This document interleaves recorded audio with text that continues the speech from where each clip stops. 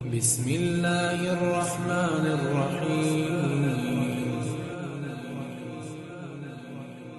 السلام علیکم ورحمۃ اللہ وبرکاتہ۔ امید ہے ناظرین اللہ کے فضل و کرم سے آپ سب خیریت سے ہوں گے۔ چلتے ہیں ناظرین اپنے آج کے سبق کی طرف۔ واتقوا اور ڈرو، یومن اس دن سے، لا تجزی نہ بدلہ دے گا، نفس کوئی نفس، ان نفس کسی نفس کا، شیئن کچھ بھی، ولا یقبل اور نہ قبول کی جائے گی،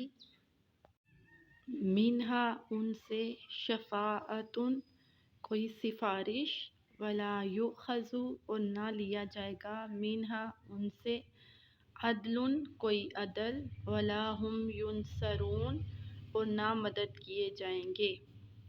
اب یہاں پہ اللہ رب العزت فرما رہے ہیں کہ اس دن سے ڈرو، یعنی قیامت کے دن سے ڈرو کہ جس دن کوئی کسی کی سفارش بھی نہیں کی جائے کر سکتا، اور اس دن کوئی توبہ قبول بھی نہیں ہوگی۔ تو اللہ تعالیٰ یہاں کہہ رہے ہیں کہ دنیا میں جب ہم ایک دوسرے کے لیے سفارش کرتے ہیں، ایک دوسرے کا ساتھ دیتے ہیں، ایک دوسرے کو بچاتے ہیں، لیکن قیامت کا دن ایسا ہوگا کہ صرف انسان کی نیکی کام آئے گی، اور نہ اس دن انسان کسی سے مدد طلب کر سکے گا اور نہ کوئی مدد کر سکے گا۔ یہاں تک کہ کہتے ہیں کہ جب حشر کا میدان لگے گا تو اس وقت سب پریشان کھڑے ہوں گے اور سورج بالکل انسان کے سر پر ہوگا اور اللہ تعالیٰ بہت غصے کی حالت میں ہوں گے، اور یہاں تک کہ پیغمبر انبیاء بھی خوفزدہ ہوں گے کہ وہ اللہ سے کس طرح کہیں۔ پھر سارے ہر نبی کے پاس جائیں گے کہ آپ اللہ سے سفارش کریں کہ اللہ تعالیٰ حساب لے، یہاں تک کہ سب انکار کر دیں گے اور کہیں گے کہ ہمیں اللہ تعالیٰ سے ڈر لگتا ہے۔ پھر سب جو ہوں گے وہ حضرت محمد صلی اللہ علیہ وسلم کے پاس جائیں گے، اور آپ صلی اللہ علیہ وسلم سجدے میں گر جائیں گے اور اللہ سے کہیں گے کہ اے اللہ حساب شروع کر۔ تو مطلب یہ ہے کہ یہ سفارش، یہ عدل و انصاف، یہ مدد کرنا، یہ صرف سارا کچھ دنیا میں ہوگا، وہ صرف حساب کا دن ہوگا۔ اس وقت اللہ تعالیٰ صرف حساب لیں گے، نہ بیٹا باپ کے کام آئے گا اور نہ بیٹی ماں کے کام آئے گی، بلکہ ہر رشتہ دوسرے رشتے سے دور بھاگے گا کہ میں تمہیں پہچانتا ہی نہیں، نفسی نفسی، یعنی میری جان میری جان۔ تو اللہ تعالیٰ یہاں اسی کا تذکرہ کر رہے ہیں کہ اس دن کسی کا مدد کرنا کام نہ آئے گا۔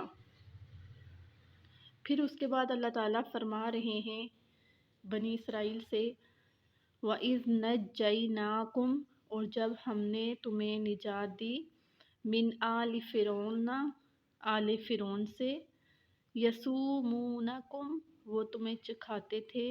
سوء العذابی برا عذاب، یذبحون ابناءکم ذبح کرتے تمہارے بیٹوں کو،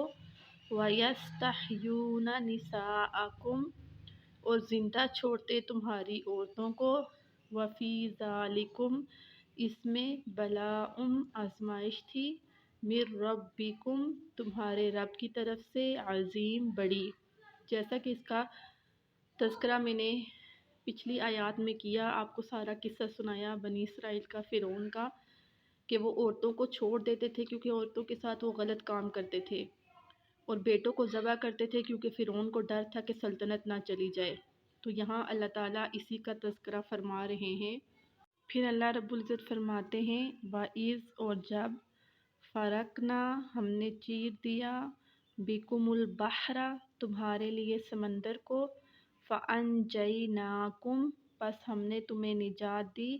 وَأَغْرَقْنَا اور ہم نے غرق کر دیا، آلَ فرعون آل فرعون کو، وَأَنْتُمْ اور تم تنظرون دیکھ رہے تھے۔ جب ہم نے سمندر کو چیرا اور نجات دی اور غرق کر دیا فرعون کو اور تم دیکھ رہے تھے۔ اب یہاں پر بھی اللہ رب العزت یہی فرما رہے ہیں جو میں نے آپ کو قصہ سنایا فرعون کا، کہ اللہ تعالیٰ نے سمندر میں راستے بنا دیے، بنی اسرائیل اور موسیٰ علیہ السلام وہاں سے پار ہو گئے، اور فرعون دور سے دیکھ کر خوش ہوا، لیکن جب وہ قریب گیا تو وہ راستے ٹوٹ گئے اور فرعون غرق ہو گیا۔ تو یہاں بنی اسرائیل کو اللہ تعالیٰ یہی بتا رہے ہیں کہ میں نے تمہارے لیے کتنی آسانیاں پیدا کر دی۔ تو ناظرین، آج کا ہم یہ درس یہیں ختم کرتے ہیں، انشاءاللہ اگلے درس میں پھر ملیں گے۔ اللہ تعالیٰ ہمارے لیے بھی اور آپ کے لیے بھی اجر کا باعث بنائے، دنیا میں بھی اور آخرت میں بھی، اور اس کو اپنی عملی زندگی میں داخل فرمائے، اور نبی کریم صلی اللہ علیہ وسلم کا ارشاد مبارک بلغوا انی ولو آیا، پہنچاؤ اگرچہ ایک آیت بھی سنو، تو اللہ تعالیٰ ہمیں اسے آگے پہنچانے والا بھی بنائے۔ تمت بالخیر، اللہ حافظ۔